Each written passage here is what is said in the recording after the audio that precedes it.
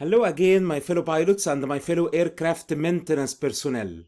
Your host is always Haitham Ali, and I'm an aviation technical instructor. Welcome to my aviation nuggets for today. Today, everybody, I'm going to discuss an important article, safety article, produced by Airbus on the Safety First magazine by Airbus.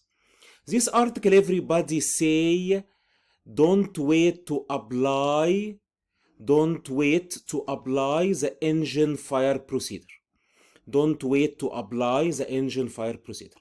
You as a pilot or you as an aircraft maintenance personnel, if you have an engine running and you have the engine fire indication, engine fire or nacelle fire indication, so don't wait to apply the fire procedure. Even if the parameter is still correct, like N1, EBR, EGT, fuel flow, even if the parameter is good and you have an engine fire indication, everybody, don't wait to apply the engine fire procedure. As soon as possible, immediately, you need to apply the engine fire procedure. You need to go to the fire panel and apply the engine fire procedure. You know, everybody, that this fire panel are meant to isolate the sources that may propagate the fire, and you only go to this fire panel on the overhead panel in case of engine fire, nacelle fire, external fire. If you suffer from the other type of fire, which is a tailpipe fire, everybody, you don't go to this panel. Your procedure will be cranking or dry motoring, everybody. Okay, so in case of engine fire, and this will be our story for today, you don't need to wait to apply the engine fire procedure. As one incident happen to the pilot, and they delay the engine fire procedure, and the circumstances was so bad. Okay, everybody? So, what is the engine fire procedure, everybody? If you need to memorize the engine fire procedure or nacelle fire procedure or external fire procedure, you need to remember two words. Isolations and fire extinguish. Isolations and fire extinguish. You need to isolate any source that may propagate and increase the fire. And then, when you finish isolation, do the fire extinguish. Use the agent. Agent 1, Agent 2. Agent 1, Agent 2. Okay, everybody? So, your isolation will start with sound isolation or CRC isolation. Press on the master warning to stop the CRC. Have the throttle lever of the affected engine on idle to decrease the ventilation of air into the nacelle, so when you release the agent, it will be effective. Third step, isolate fuel, master lever off. Master lever off, close the low pressure fuel valve in the wing and the high pressure fuel valve on the engine, so the engine will be immediately shut down. And then release the fire push button. Hydraulic supply. FADEC off. Hydraulic cut off. FADEC off. IDJ de-energize. Bleed off. Air conditioning off. And also arm the fire extinguisher. Agent 1 and Agent 2 will be ready to be deployed. Once you finish the isolation, do the extinguish procedure by releasing Agent 1 and Agent 2 in sequence. Okay, everybody? So, isolation and fire extinguish are the two words that may be used to do the engine fire procedure. Okay, everybody. So, let's see the consequence of delaying the engine fire procedure. As you can see here, everybody, Airbus told us that several recent engine fire events highlight the importance of timely application of the engine fire procedure. What is the engine fire procedure? Isolations and fire extinguish. And in this article, we'll explain why flight crew must apply this procedure without delay. No delay. Even if the parameter is still good. And decisive action when there is an engine fire alert may prevent further damage to the engine. So when you do the procedure of engine fire as fast as you can, this will prevent further damage to the engine, and this can help to ensure that a manageable fire situation does not become an uncontrolled fire with more serious consequences. Okay, everybody? So let's see the case study here. As you can see here, it was an Airbus A330 aircraft departed for a long-range flight. The aircraft was in configuration 2 for the takeoff, and the takeoff roll was normal, but the engine 2 fire red ECAM alert triggered, okay, at takeoff 17 seconds after liftoff.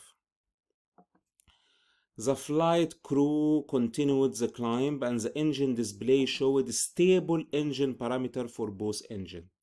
This was the mistake that the pilot do. They have stable engine parameter, so they felt that they can delay the fire procedure in that case, and this was the mistake they do.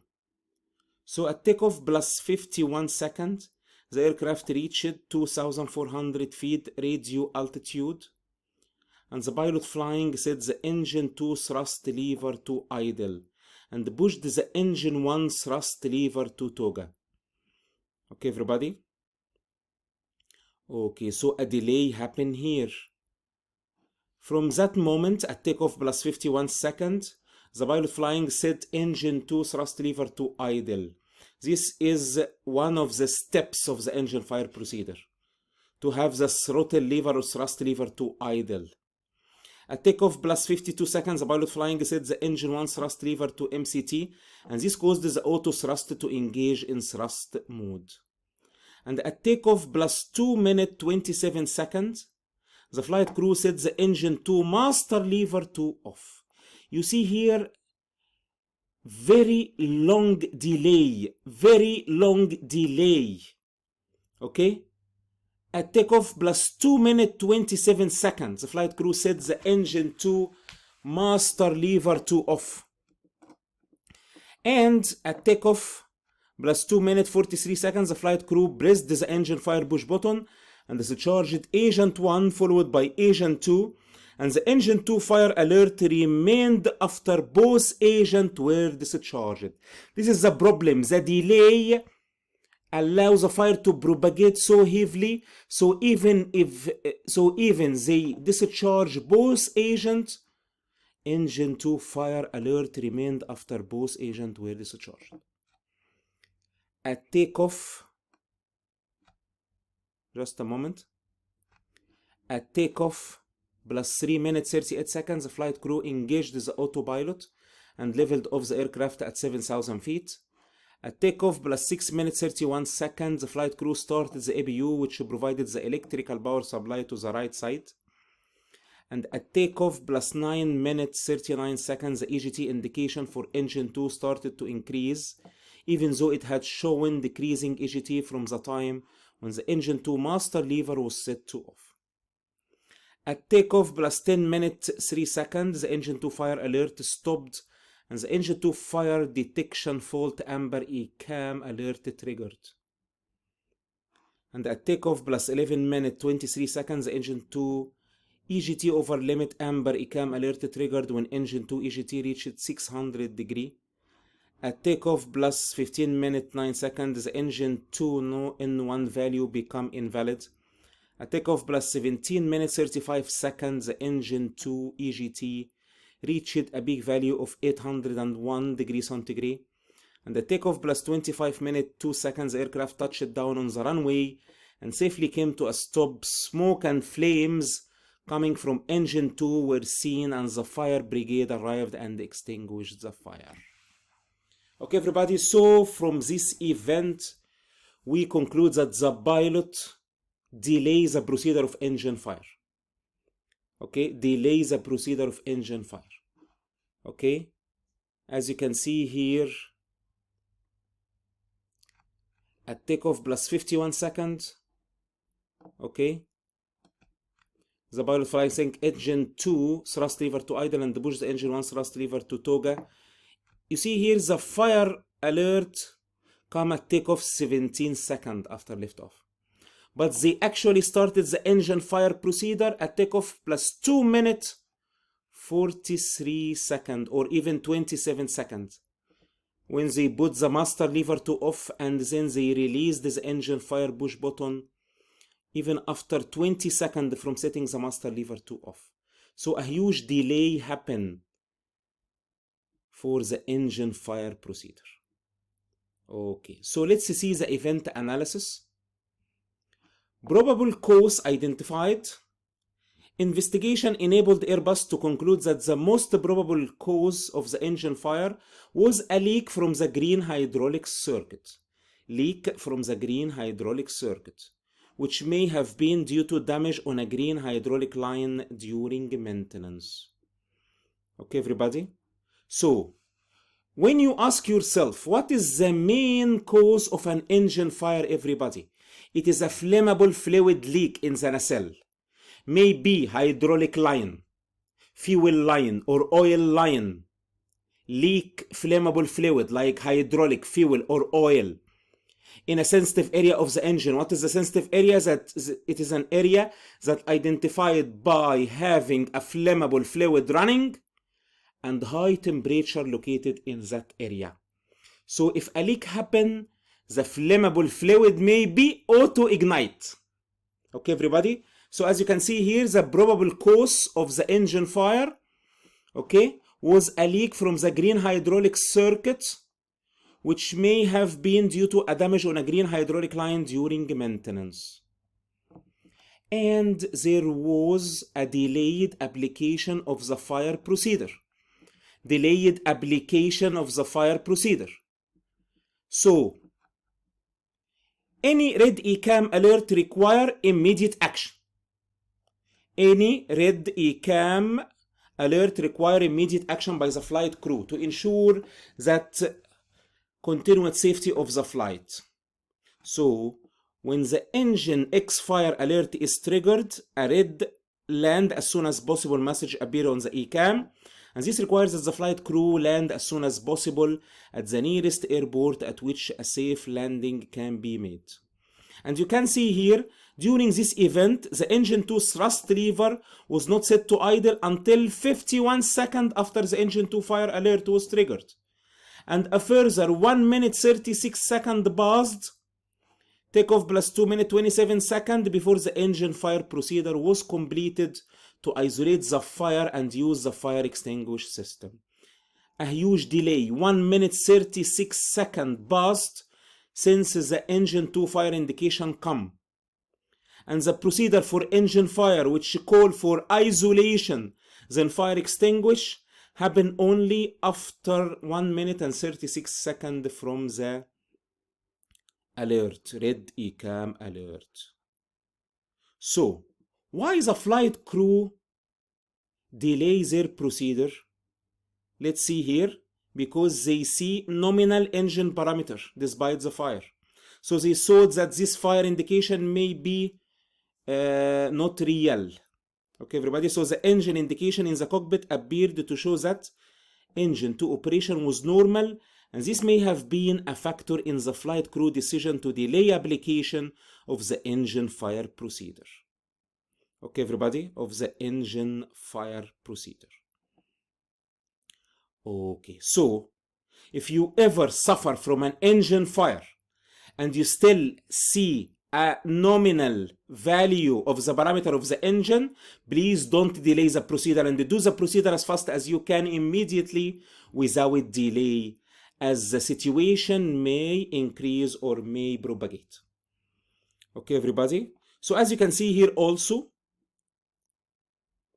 remaining fire and further propagation, analysis showed that the engine fire extinguish system operated as intended and both extinguisher bottles correctly discharged during the event. It is likely that the fire reignited shortly after extinction due to remaining condition for fire reignition in the nacelle.